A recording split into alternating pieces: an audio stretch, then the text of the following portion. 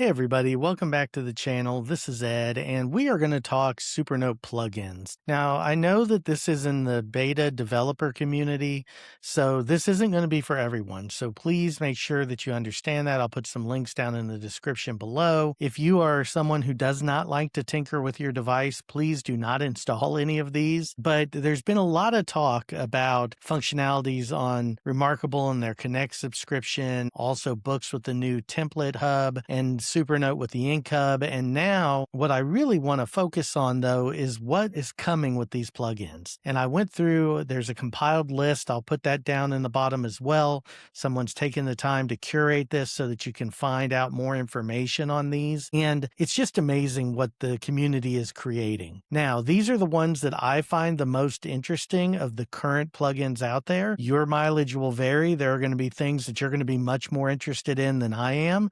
And there are going to be things that you'll say on my list that, why would you use that? So let's go ahead and jump in. We'll take a look, and I will see you in just a second. Here we are with my Manta, and I want to go through and talk a little bit about some of these plugins that I find really interesting. And I have gone ahead and installed the maximum of 10. We may not talk about all of those here, but I do want to show you kind of what there is available. So one thing I'm going to show you is, and we'll just create a new note, and I'll show you the ones that show up from the global menu. Now, again, over here on the side, you'll see this global menu, and you'll see I have date and time.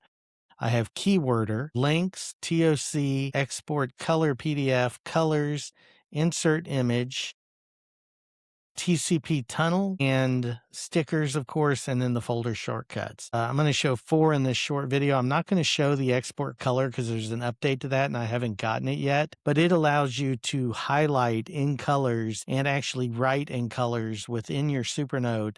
And then when you export that, you will have that in your PDF or in your notes natively. So I'll do a dedicated video on that one once I get the newest version of it. But I do want to show you a few other ones. We'll talk first about date and time. So for here, let's say I'm taking this note and I have a tendency to write my heading. So let's just say I would write new note, and then I would put the date. So I would put 6/17/2026. Now what I would generally do is convert that to text and then make it a heading. And so I can do that. We'll just make it a heading without converting it right now. So I'll just make that a heading. And that's a good way for me to know that that was done on June 17th. What's cool about the date and time is you can go in and press date and time. It's already remembering what I had done earlier today. So it tells you what the date and time will look like. You can pick date, you can pick time, you can do date plus time. You can include the day name. You can do a 24-hour clock, and you can include seconds actually. And then also you have different times down here. You can do US, EU. I'm not sure what all of the acronyms are. And then you can do bottom, top left, top right, and then you can even along the bottom align it further. And then you can pick your size. So right now I'm going to go ahead and you can save it as a keyword, which we'll show you in a minute comes in really handy. So I'll say insert. And what you'll notice, and I'll get rid of my bottom bar here, is there is my date and timestamp. Pretty cool how that functionality works. It's very simple. It stays out of the way. You don't even have to worry about it.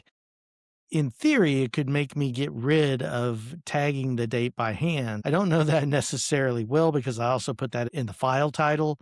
That way I can easily find that information within my folders. But what's cool about this is when you go to search, and so far this does seem to have a little bit of a bug, but if I go to search and I write in 6/17/2026 and hit search, by keyword, you're going to notice here in a minute, and what it did, and this is the glitch, it seems like it's only currently working on 1 note per day. So I'm going to kind of reach out to the developer, let them know that's an issue, but you can see the beauty of it and the functionality of it in the long term.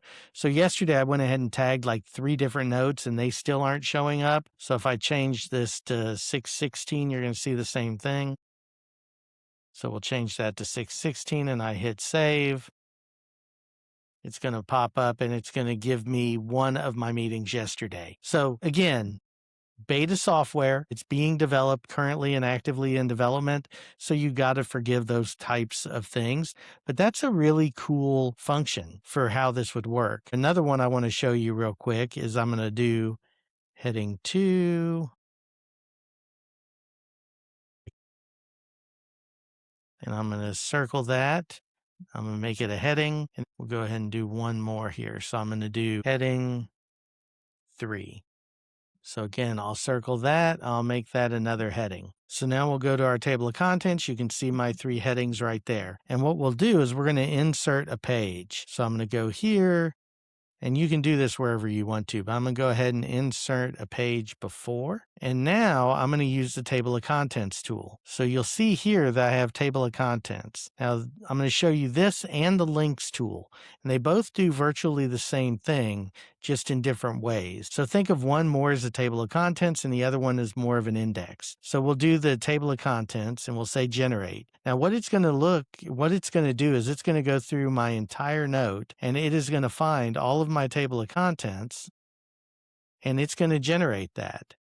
And there you go. It not only finds it, but it converts it to text. And then now I can make that bigger, I can make that smaller, and you'll notice it has all of my headings. And it's still hyperlinked. So if I press on that, it takes me to that page. And what's really cool about this is it works in the app, but it also travels in a PDF. So if I export this to a PDF, it is going to come off of the tablet. So all of this note function that you get originally in the headings within notes now can be taken off of device by using that. Of course, you get your back navigation like you would with any other link. So I go ahead and go back. Now I'm back at my table of contents. And what's really awesome about that, not only coming off of the tablet, but being really functional within both the app and on tablet. Now let's go ahead and we will go to another page here.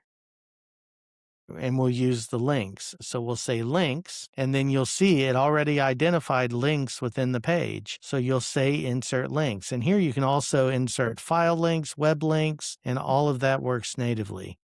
And now you'll notice I have this notes page, which is very similar to the other one. Now, the difference being that it's going to give me the title of the note and the page. So it tells you on which page you have a link. So it's a little bit different. It's more of an index page, and you can use that. So I can sit here and I can go to page 4, which is going to take me here, but it identifies what page you have a link present on.